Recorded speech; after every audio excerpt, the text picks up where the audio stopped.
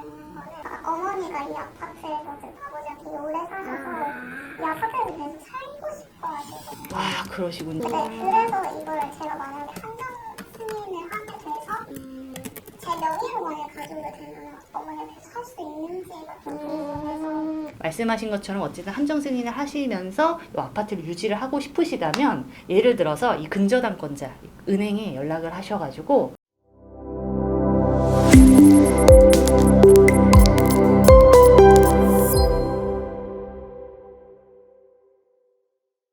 안녕하세요. 오늘 상담 진행해드릴 공주희 변호사라고 하고요. 자, 잠시만요. 제가 오늘 상담을 진행해드리려고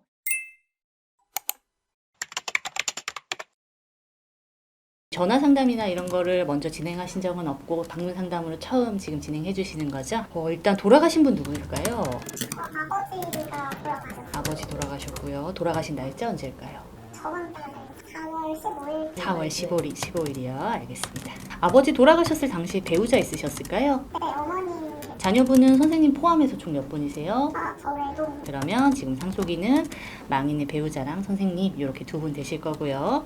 망인 돌아가신 다음에 주민센터에 사망 신고하시면서 안심상속 원스톱 서비스 신청해 보셨을까요? 네. 요거는 워낙 광범위한 금융기관에 조회가 들어가는 거라서 다 뜨려면 한 3주 정도 걸리실 거예요. 제가 일단은 알고 계시는 걸로만 좀 여쭤볼게요. 망인 상속재산으로 건물이나 토지 같은 부동산 있으셨을까요? 집이 있는데, 지금 그게 좀 문제가 주택인가요? 아까 요거는 혹시 지금 뭐 시세가 얼마나 되는지 알고 있는 거 있으세요? 5억 정도. 혹시 망인께서 이 아파트에 뭐 근저당권 같은 거 걸어 두셨을까요? 네, 거기에 담보대출이 있어가지고 얼마 정도인지 알 수 있을까요? 4억 5천 정도. 알겠습니다. 4억 5천이고 요 근저당권자는 보통 금융기관인데 은행 맞으실까요? 네. 알겠습니다. 이 외에 망인께서 돌려받으실 전월세 뭐 임대차 보증금 있으실까요? 보증금은 있는 거 알고. 자가에서 거주하셨군요. 차량이 있으셨을까요? 차는 지금 예금은 남아있는 거 얼마 정도 있었을까요? 예금이 그렇게 많지는 않아서 1,000에서 2천 정도? 네, 요것도 조회 내용 나오면 파악하실 수 있을 거고요. 상속인 분들께서 망인 돌아가신 다음에 망인의 상속예금 인출하시거나 보험 해지하시거나 뭐 신용카드 사용하시거나 이렇게 처분행위 하신 거 있으실까요? 따로 처분행위 잘하셨네요. 알겠습니다. 지금 알고 계시는 상속 채무의 규모는 어떻게 될까요? 그 담보대출 4억 5천이랑 그 카드 대출이랑 100만 원 정도 있는 거 알고. 카드 채무가 100만 원 정도 있으시군요. 알겠습니다. 망인 돌아가신 다음에 장례비, 상지비 포함해서 총 얼마 사용하셨을까요? 1,000만 원 정도. 1,000만 원이요. 요거 영수증 다 있으시고요. 네. 알겠습니다. 자, 이제 설명을 한번 드려보면요. 상속인 두 분이신데 저희가 고민할 수 있는 게 상속 포기랑 한정 승인 있으세요. 상속 포기는 상속인의 지위에서 완전히 벗어나시는 거라서 상속 재산이나 채무에 대한 책임을 아무것도 지지 않으셔도 돼요. 근데 만약에 지금 선순위 상속인이신 두 분이 전부 다 상속 포기를 하면 후순위 상속인들한테 이 상속 채무가 계속 넘어갈 수가 있어요. 그래서 저희가 보통 후순위 상속인 안 생기게 하려면 두 분 중에 이제 한 분은 상속 포기하시고 한 분은 한정 승인하실 걸 권해드릴 건데요. 한정 승인이란 상속을 받긴 받되 책임만 제한을 받으시는 거예요. 그래서 상속받은 재산의 한도 내에서 상속채무 변제하시면 되는 건데요. 예를 들어서 상속재산이 한 100만 원 있고 상속채무가 1억 있다고 했을 때 이 100만 원의 상속재산으로 1억의 상속채무를 청산을 해버리시면 이 상속채권자 입장에서는 아직도 못 받은 돈이 9,900만 원이 있잖아요. 그럼에도 불구하고 상속인들의 개인 재산에 대해서는 건드릴 수 없는 효과가 발생해요.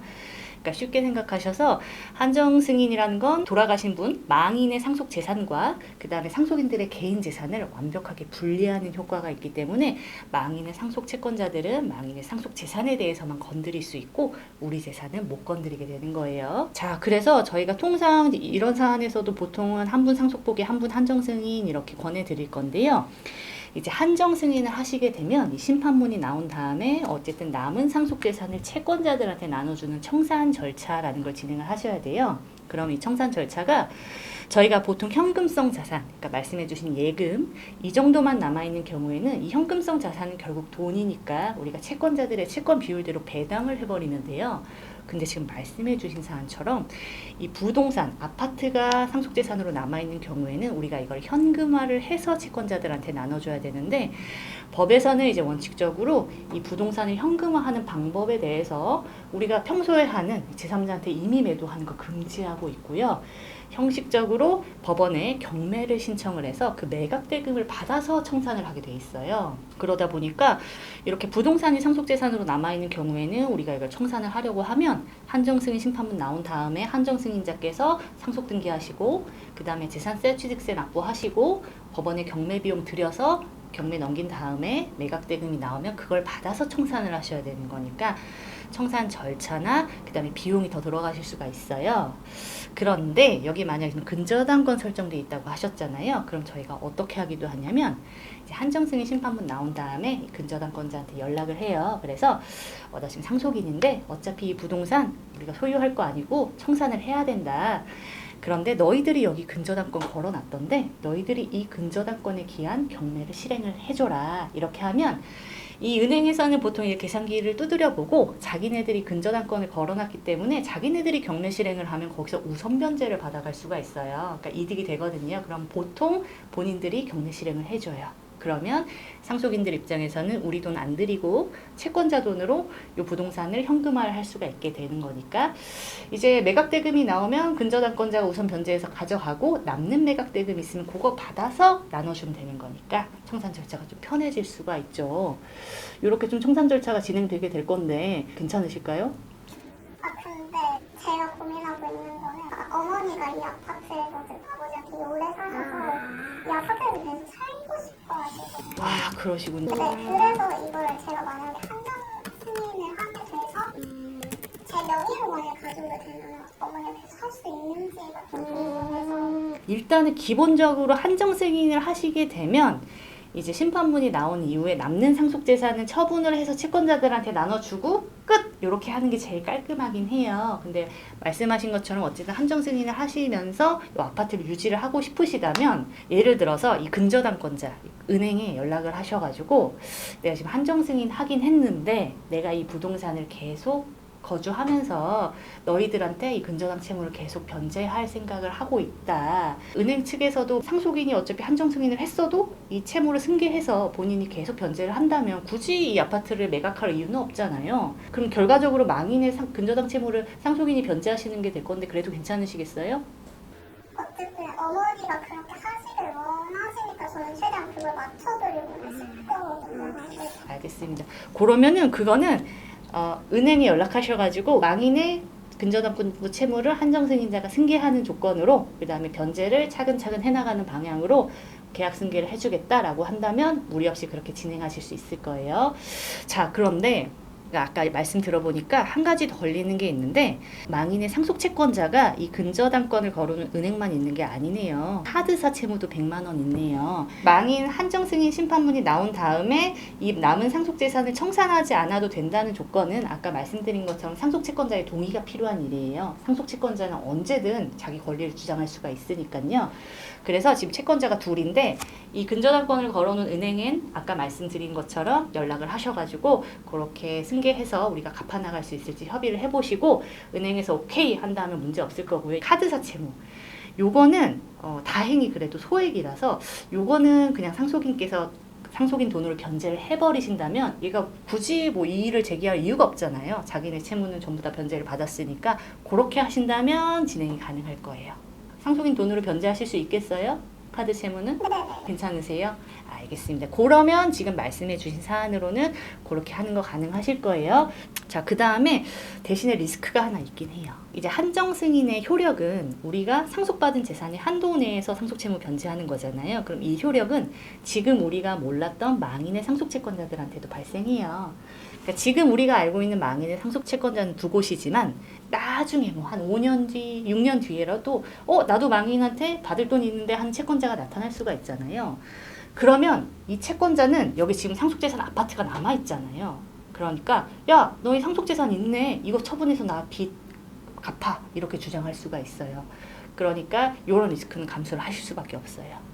그럼 만약에 그때 몇 년 뒤에 채권자들이 오게 되면 그때는 그럼 진짜 뭐 파는 수준이 어떻게 그렇죠. 팔아서 두던지 아니면 채권자랑 협의를 해가지고 뭐 조정된 금액을 갚아버리시던지 이렇게 하시는 게 방법이 될 수가 있죠. 어쨌든 상속재산의 한도 내에서는 갚아주셔야 되는데 상속재산이 지금 남아있는 상태니까 나중에 나타난 상속채권자가 그런 식으로 자기 주장을 할 수 있는 가능성은 있어요. 근데 아마 엄마도 알고 저도 아는데 아버지가 아마 다른 채무는 없을 걸로 알고 그럼 정말 다행이네요.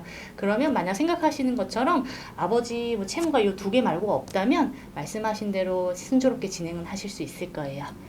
그러면 일단은 은행에 연락하셔가지고 가능한지 확인해 보시고 가능하다고 하면 상속포기 한정승인 진행하신 다음에 지금 이 카드 채무는 갚아버리시고 이 근저당권부 채무만 승계하셔가지고 차근차근 갚아 나가시고 그 다음에 아파트는 어머니께서 계속 거주하시면서 관리하시는 걸로 그렇게 할게요.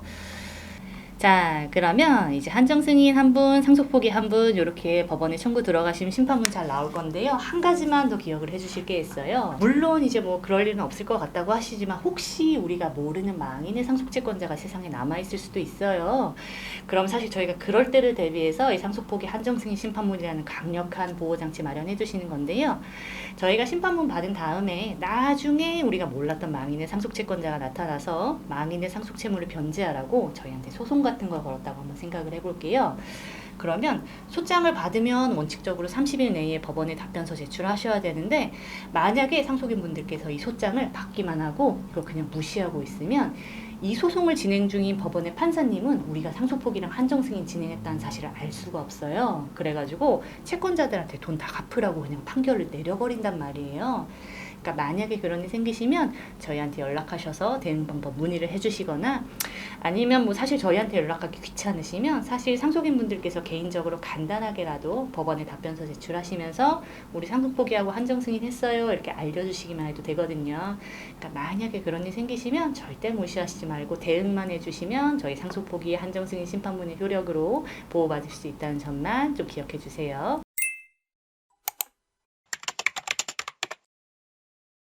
오늘 상담을 진행해 주신 의뢰인분께서는 망인의 상속재산으로 가액이 꽤 나가는 아파트를 소유하고 계시지만 그 아파트 대부분에 사실은 근저당권부 채무가 설정이 되어 있어서 이 채무 문제를 해결함과 동시에 또 혹시 모를 채무까지 대비하고 싶어 하셨는데요. 이 사안에서 사실 가장 문제가 될 수 있는 건 한정 승인을 했는데도 이 아파트를 처분하지 않고 상속인이 계속 그대로 거주할 수 있는가 이런 것들이 좀 고민이 되셨던 것 같아요. 결론적으로 말씀드리면 이 채권자 즉 은행이랑 잘 협의를 하셔서 이 은행이 동의를 해준다면 이제 상속인 분께서 그 망인의 근저당권부 채무를 승계하셔서 차근차근 갚아 나가시면 이제 은행 입장에서도 당장 이 부동산을 청산해서 자기 채무를 변제받아야 될 필요가 없기 때문에 일단 이렇게 진행을 하는 것도 가능하신데요. 저희가 상담하면서 계속 의뢰인분께 말씀드렸지만 요거는 일반적으로 무조건 된다 이렇게 말씀드린 사안은 절대 아니고요. 아까 말씀드렸다시피 근저당권부 채권자인 은행의 동의가 필요하고요. 두 번째로 다른 상속채권자들도 남아있는 상황이라면 어쨌든 이 다른 상속채권자들한테도 우리가 청산을 해줘야 되는 상황이기 때문에 그런 점들이 문제가 될 수 있었습니다. 지금 상담을 요청해 주신 의뢰인분께서는 이 근저당권부 채무를 제외하고 다른 채무는 소액이라서 상속인 분들께서 이거를 본인 돈으로 갚으실 여력이 됐었지만 만약에 그게 아니라 다른 상속채무도 상당한 규모라면 상속인분이 이것을 임의로 갚아버리는 거는 굳이 뭐 상속포기 한정 승인을 하실 실익이 없을 수도 있고 또 여러 가지 문제가 발생할 수 있기 때문에 만약 비슷한 고민을 하고 계신다면 절대 여러분께서 이제 단정하시는 건 좀 위험하고 저희 법무법인 더 스마트의 상속 전문 변호사들이 여러분들의 얘기를 자세히 듣고 여러분들의 상황에 가장 맞는 좋은 해결책을 다 말씀드릴 수 있도록 하겠습니다. 지금까지 법무법인 더 스마트의 상속 전문 변호사 공주희 변호사였습니다. 감사합니다.